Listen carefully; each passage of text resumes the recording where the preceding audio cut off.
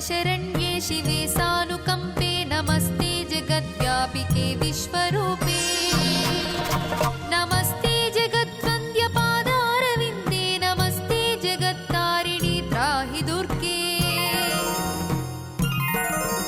नमस्ते जगच्चिन्त्यमानस्वरूपे नमस्ते महायोगि विज्ञानरूपे नमस्ते नमस्ते सदानन्दरूपे नमस्ते जगत्तारिणि त्राहि दुर्गे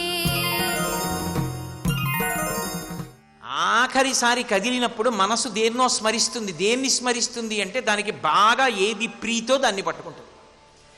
ఇందులో 4 రకములైనటువంటి ఆలోచనలతో వెళ్ళిపోతుంది అని చెప్పింది శాస్త్రం. మొదటి దాన్ని ఆర్తచింత అని పిలుస్తారు. నా భార్య, నా బిడ్డలు, నా డబ్బు, నా కీర్తి, నా ఇల్లు, నా పొలం ఆలోచిస్తూ వెళ్ళిపోయాడు అనుకోండి, ఆర్తచింత. అవి కాలంలో ఉండేవి కావు, ఇవన్నీ కూడా వెళ్ళిపోయేవే. వెళ్ళిపోయే వాటిని పట్టుకుని వెళ్ళిపోయాడు కాబట్టి భూమికి అడ్డంగా వెన్నుపాం పెరిగేటటువంటి ప్రాణిగా పుడతాడు. తిరియక్ అంటారు. వెన్నుపాం నిలువుగా పెరిగితే మనుష్యుడు, కర్మాధికారం ఉంటుంది. అడ్డంగా పెరిగింది అంటే ఇక కర్మాధికారం ఉండదు. ఆ తిరియక్కుగా పుడతాడు కొన్ని లక్షల జన్మలు. ఆఖరణ అటువంటి వాటిని స్మరిస్తూ వెళ్ళిపోయాడు అనుకోండి, ఆర్తచింత తిరియక్కైపోతాడు. రౌద్రచింత, దీనికి వ్యతిరేకం కోపం. నిష్కారణంగా ఎవరి మీదో కోపం పెంచుకున్నారనుకోండి, కోపం మీరు ఎవరి మీద పెట్టుకున్నారో ఆయన మీరు కోప్పడితే ఉమామహేశ్వర పరబ్రహ్మార్పణమస్తు అని వెళ్ళిపోయాడు అనుకోండి, ఆయన ఏం చేయదు ఆ కోపం. కానీ ఎవరు కోపం పెట్టుకున్నాడో వాడి మనసు మాత్రం ప్రీతితో ఎలా స్మరిస్తుందో కోపంలో కూడా అలాగే స్మరిస్తుంది. మీరు బాగా ఆలోచించండి. ఆఖరి ఊపిరిలో, ఆఖరి కదలికలో వాడి మీద కక్ష నేను సాధించలేకపోయాను అనుకుంటూ వెళ్ళిపోయాడు అనుకోండి, అదే ఫలితం తిరియక్కైపోతాడు. కోట్ల జన్మలు భూమికి అడ్డంగా వెన్నుపా ఉండే ప్రాణి అయిపోతాడు. మూడవది ఉంటుంది ధన్యచింత. అమ్మవారికి నమస్కారం చేస్తే దుర్గాలో దకారము దీన్ని అనుగ్రహిస్తుంది. దాన్ని ధన్యచింత అంటారు. ధన్యచింత అంటే రామాయణం విందాం, భారతం విందాం, భాగవతం విందాం. ఈ అసలు పునర్జన్మ ఎలా వస్తుంది, అసలు మనిషి ఏం చెయ్యాలి, మనుష్య జన్మ యొక్క గొప్పతనం ఏమిటి, యజ్ఞయాగాది క్రతువులు ఎందుకు చెయ్యాలి, ఎప్పుడు వీటి మీద అనురక్తితో వీటి గురించి ఆలోచిస్తూ ఉంటాడు.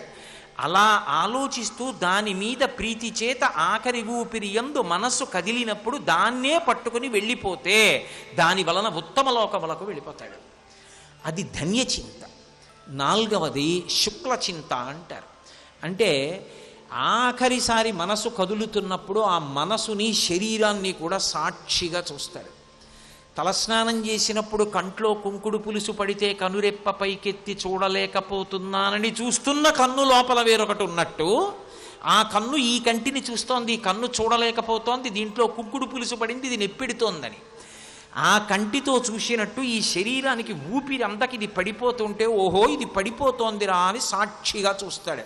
భగవాన్ రమణులు చూసినట్టు, ఒక పరమాచార్య స్వామి చూసినట్టు, ఒక రామకృష్ణ పరమహంస చూసినట్టు, ఒక వివేకానందుడు చూసినట్టు అలా చూడగలిగినటువంటి శక్తి పెంచుకున్నాడు అన్న మాటకు అర్థం ఏమిటంటే 11వ ద్వారంలోంచి బయటికెడతాడు. సృష్టి యందు ఒక ద్వారం మూసుకోవాలి, చిట్ట చివర ఆఖరి ప్రయాణమునందు ఒక ద్వారం తెరుచుకోవాలి. మధ్య బ్రతుకులో 9 రంధ్రములు తెరుచుకుని జీవనం నడవాలి. అందుకే రంధ్రాన్వేషణం చేశాడండి ఆయన అంటారు. ఆయన ఎప్పుడూ రంధ్రాన్వేషణమేనండి అంటారు. రంధ్రాన్వేషణం అంటే కన్నాలు వెతకడం, తప్పులు పట్టుకోవడం అది కాదు. నిజానికి మనిషి జీవితం రంధ్రాన్వేషణం కావాలి. ఎందుకని? అసలు మనిషికి 11 కన్నాలు ఉంటాయి. 2 కళ్ళు, 2 ముక్కులు 4, 2 చెవులు 6, నోరు 7, మలద్వారం 8, మూత్రద్వారము 9, నాభిది 10, బ్రహ్మకపాల ద్వారము 11 రంధ్రాలు. ఇది ఎప్పుడు మూసుకుని ఉంటుంది. నాభిద్వారం అమ్మ కడుపులో ఉన్నంతకాలం అమ్మ యొక్క శరీరంలోంచి నాభిగొట్టం గుండా కావలసిన పదార్థమంతా అందుతుంది. బయటికి వచ్చాక నాభి కోసేస్తారు, బొడ్డు కోసేశారంటారు, మూసుకుపోతుంది. ఒక రంధ్రం మూసుకుంది, 9 రంధ్రములు పనిచేస్తుంటాయి. ఈ 2 కళ్ళు, 2 ముక్కు కన్నాలు, 2 చెవులు 6, నోరు 7, మలద్వారం 8, మూత్రద్వారము 9 పనిచేస్తాయి. సాధన ద్వారా చిట్ట చివరి కాలం వచ్చేసింది అని తెలుసుకున్నవాడు ప్రాణములను ఊర్ధ్వముఖ చలనం చేస్తాడు. పైకి తీసుకెళ్ళి 11వ ద్వారాన్ని భేదిస్తాడు. ఈ ద్వారాన్ని పగలగొట్టి ఊర్ధ్వముఖంగా పైకి వెళ్ళిపోతాడు. ఇది చిట్లి వెళ్ళిపోయాడు అంటే ఇక వాడు మళ్ళీ శరీరంలోకి రాడు. వాడు పునరావృత్తిరహిత శాశ్వత శివ సాయుధ్య స్థితిని పొందాడని గుర్తు. వివేకానంద స్వామి శిష్యుల్ని పంచాంగం తీసుకురమ్మని ఎర్రసిరాతో ఇలా కింద గీత గీశారు. అన్ని గంటల అన్ని నిమిషాలకి అన్ని క్షణాలకి నేను బ్రహ్మరంధ్రాన్ని భేదిస్తానని 11వ రంధ్రాన్ని భేదించి వెళ్ళిపోయారు. అలా భేదించలేకపోయాడు అనుకోండి, మళ్ళీ పుడతాడని గుర్తు. కానీ అలా అంటే బాగుండదని కపాలం పిట్లిపోయి ఈ కన్నం పగులుతుంది అగ్నికి. అప్పటి వరకు ఉంటారు కర్తలు. ఉండి ఆ శరీరం కాలిపోతున్నప్పుడు అరుస్తాడు, కపాలం పగిలిపోయిందంటాడు. అప్పుడు స్నానం చేసి వెళ్ళిపోతారు. అది సాధన చేత చిట్లాలి ఇక్కడ. అందుకే ఈ తలుపు తట్టకూడదు, ఇది ఆఖరి ఊపిరిలో తట్టాలి. అందుకే పాపట అంటే పాపికొండలు అంటారు. పాపికొండలు కావు, పాపిడి కొండలు. గోదావరి నది మధ్యలోకి వచ్చి స్త్రీ పాపటలా విచ్చుకునేట్టు చేశాయి కాబట్టి పాపిడి కొండలు. పాపట ఎక్కడ వరకు తీయాలి అంటే ఇది దాటి తీయకూడదు, ఇక్కడ వరకే తీయాలి. ఇక్కడ బ్రహ్మరంధ్రం ఉంటుంది. అందుకే స్త్రీకి సీమంతోన్నయనము సూడిదలిచ్చారంటారు. సూడిద అంటే కానుక. అమ్మాయి ఎక్కడ పుట్టిన పిల్లవో, నా ఇంటికి వచ్చావు, నన్ను తాతని చేస్తున్నావు, నా వంశం నిలబెడుతున్నావమ్మా అని పరమ సంతోషంతో మామగారు మొదటి కానుక ఇస్తాడు. అందుకు సూడిద. సూడిదలిచ్చారు అంటే కానుకలిచ్చారు అని. అమ్మాయి ఎక్కడ పుట్టిన పిల్లవో, మరణ సదృశమైన వేదన పొంది నా వంశాన్ని నిలబెడుతున్నావు. అందుకే లోకంలో తప్పకుండా చేసుకోవలసిన ఉత్సవం పుట్టినరోజు.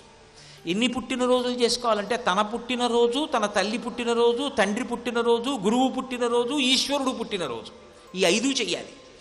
తన పుట్టినరోజు, తన జనన తేదీ, తన తండ్రి పుట్టినరోజు ఏదో ఉంటుంది, తండ్రి గారి జయంతి చెయ్యాలి. గురువుగారు పుట్టినరోజు ఉంటుంది, అది చెయ్యాలి. ఈశ్వరుడు పుట్టినరోజు, అవతారాలు వచ్చిన రోజులు శ్రీరామనవమి, కృష్ణాష్టమి, మహాశివరాత్రి ఇటువంటి పర్వదినాలు చెయ్యాలి. అమ్మకి పుట్టినరోజు చేయాలి. అమ్మ పుట్టినరోజు, అమ్మ శరీరంతో వచ్చిన రోజు పుట్టినరోజు కాదు. అమ్మకి ఎంతమంది బిడ్డలు ఉన్నారో అన్నీ అమ్మ పుట్టినరోజులే. ఎందుకో తెలుసా? ఆ బిడ్డ పుట్టినప్పుడల్లా ఆవిడ జనన మరణ సదృశమైన వేదన పొంది ఆవిడ మళ్ళీ బతికింది, అందుకని మళ్ళీ పుట్టింది. అందుకే బిడ్డల పుట్టినరోజు జరుగుతోంది అంటే మొదట ఎవరికి నమస్కారం చేసి కొత్త బట్ట పెట్టి చేసుకోవాలంటే అమ్మకి పెట్టి చేసుకోవాలి. కాబట్టి అమ్మవి ఇన్ని పుట్టినరోజులు అంటే ఎంతమంది బిడ్డలు ఉన్నారో అన్ని పుట్టినరోజులు. ఎంత పెద్ద పీట వేసింది శాస్త్రం అమ్మకి. అమ్మతనం అన్న మాటకి పట్టాభిషేకం చేసి. కాబట్టి పుట్టినరోజు అంత ఉత్సవం. అలాగే సీమంతోన్నయనము, సూడిదలు కాదు, దాని పేరు సీమంతం చేస్తున్నారు కాదు, సీమంతోన్నయనము. ఉన్నయనము అంటే జుత్తు ఎత్తి కట్టుట. ఎవరు కట్టాలి? భర్త కట్టాలి. గణపతి హోమం చేసి అడవి పంది ముళ్ళు తీసుకొచ్చి పాపట తీసి జుత్తు ఎత్తి ముడి వేస్తాడు. జటాబంధనము అని చివర ముడి వేస్తాడు. గర్భరక్ష పెడతాడు. మీడియాకు తీసుకొచ్చి కడుపు కడతాడు. దానికి సీమంతోన్నయనము. మామగారు మొదటి కానుక ఇస్తాడు సూడిద. మిగిలిన వాళ్ళు కనీసం మధుర పదార్థం ఇస్తారు. అవన్నీ గొప్ప గొప్ప సంస్కారములు. కాబట్టి మనకి రక్షణ నిమిత్తమని చెప్పి అనేకమైనటువంటివి లోకంలో ఏర్పాటు చెయ్యబడ్డాయి. మరి ఆ తల్లి జగన్మాత ఎప్పుడూ లోకరక్షణాన్ని చేస్తుంటుంది. ఆ లోకరక్షణాన్ని తీయడంలో దైత్య సంహారము, బయట ఉన్న రాక్షసుల్ని చంపుతుంది అని కాదు, తను సుఖపడడం కోసం అవతల వాళ్ళు ఏడుస్తున్నా సరే తాను సుఖపడిపోగలిగిన పైశాచిక ప్రవృత్తికి రాక్షసత్వం అని పేరు. నువ్వు తిన్నావా లేదా నాకు అనవసరం, నేను తినేస్తా. నువ్వు ఏడుస్తున్నావా నాకు అనవసరం, నువ్వు చచ్చిపోతావా నాకు అనవసరం, నీ జీవితం పాడైపోతుందా నాకు అనవసరం. అదే దైత్యుడు, అదే రాక్షసుడు. ఎక్కడుంటాడు? ఉపాధితో ఉండడు, ఇక్కడుంటాడు. ఈ దైత్య గుణం పోకపోతే సమాజమునకు చీడ పట్టినట్టు పడుతుంది. దీన్ని ఎవరు తీసేస్తుందంటే నా తల్లి తీసేస్తుంది. తీసి మనిషిని మనిషిగా బ్రతికేట్టు చేస్తుంది. చెయ్యకురా నాయనా అలాంటి తప్పులు, మనుష్య జన్మ మళ్ళీ రాదురా, సార్థక్యం చేసుకో, జీవితాన్ని పండించుకోమని సత్సంగాన్ని ఇచ్చి మంచి పురుషులతో సహవాసం ఇచ్చి జీవితాన్ని దిద్దుతుంది. అందుకని దా అంటే దైత్య సంహారం చేస్తుంది. ఆ తల్లి ఉ ఉ అంటే దుర్గా డకార ఉకారములు, ఉ అంటే విఘ్ననాశనం. విఘ్నము అన్నప్పుడు మీరు ఒకటి గమనించాలి, ఒక్కొక్క దేవాలయంలో 2 విఘ్నేశ్వరమూర్తులు ఉంటాయి. ఇద్దరెందుకు అంటే ఒకరు విఘ్నకారకుడు, ఒకడు విఘ్న నాశకుడు. ఒకడు విఘ్నాల్ని తీసేస్తాడు, ఒకడు విఘ్నాల్ని కల్పిస్తాడు. అదేమిటండి విఘ్నాలు కల్పించడం ఏమిటండి? కల్పించడానికి కూడా విఘ్నాధిపతి ఉండాలా? అంటే మీరు ఒక్కటి బాగా జ్ఞాపకం పెట్టుకోండి, పరమ ప్రమాదకరమైనటువంటి విషయం ఒకటి ఉన్నది.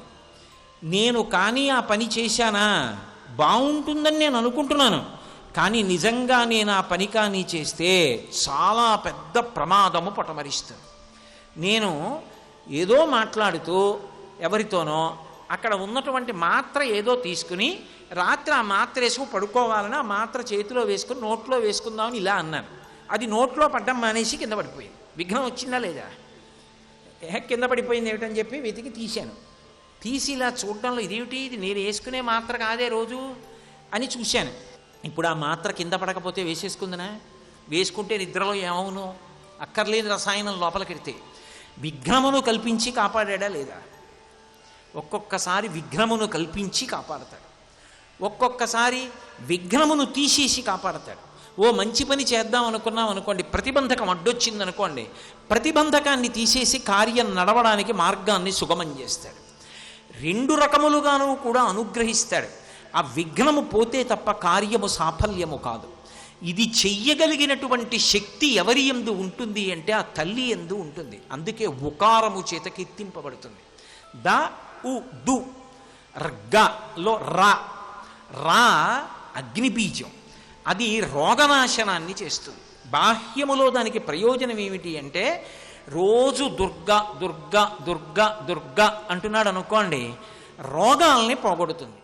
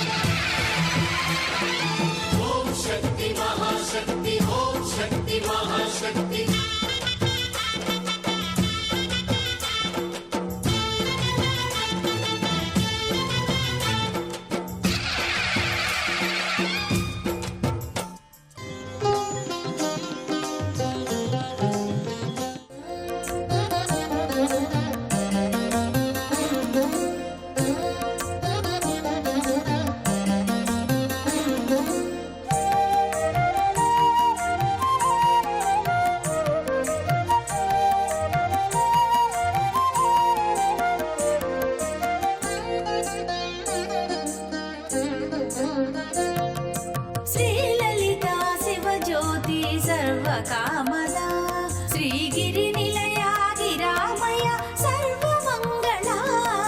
శ్రీలలితా శివజ్యోతి సర్వకామదా శ్రీగిరి నిలయా గిరామయ సర్వమంగళా. శ్రీలలితా శివజ్యోతి సర్వకామదా.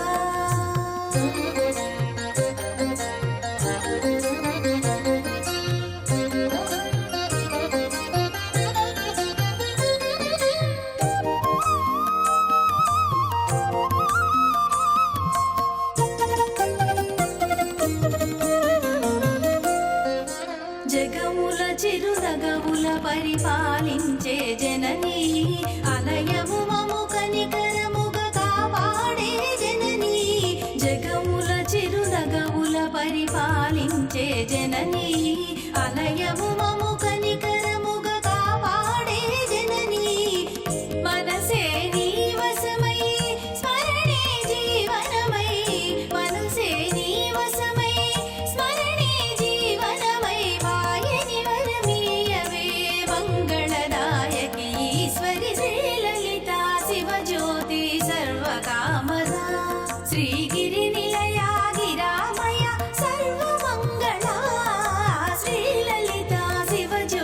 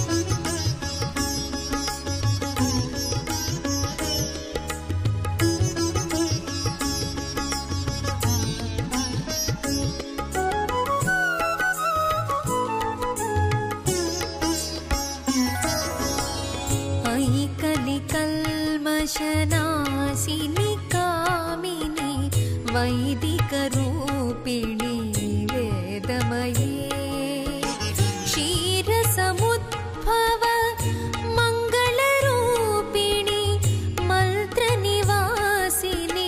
मन्त्रनुते मङ्गलदायिनि अम्बुजवासिनि देवगणाश्रित पादयुते जय जय हे मधुसूदन कामिनि धान्यलक्ष्मी सदा पालय मां धान्यलक्ष्मी सदा पालय माम्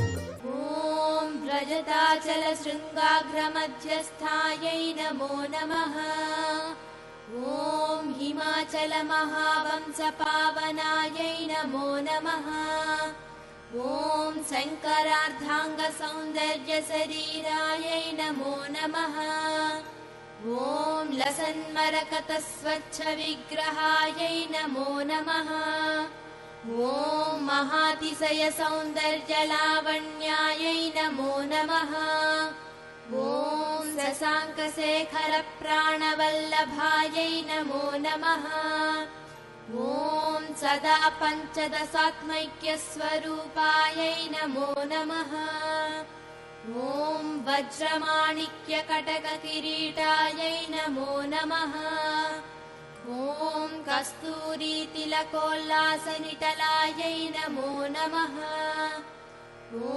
भस्मरेखाङ्कितलसन्मस्तकायै नमो नमः ॐ विकचाम्बोरुहदललोचनायै नमो नमः ॐ शरच्चाम्पेयपुष्पाभनासिकायै नमो नमः ॐ लसत्कनकताटङ्कयुगलायै नमो नमः ॐ मणिदर्पणसङ्कासकपोलायै नमो नमः ॐ ताम्बूलपूरितस्मेरवदनायै नमो नमः ॐ सुपक्वदाडिमीबीजरदनायै नमो नमः ॐ कम्बुपूगसमच्छायकन्धरायै नमो नमः ॐ स्थूलमुक्ताफलोदारसुहारायै नमो नमः ॐ गिरीशबद्धमाङ्गल्यमङ्गलायै नमो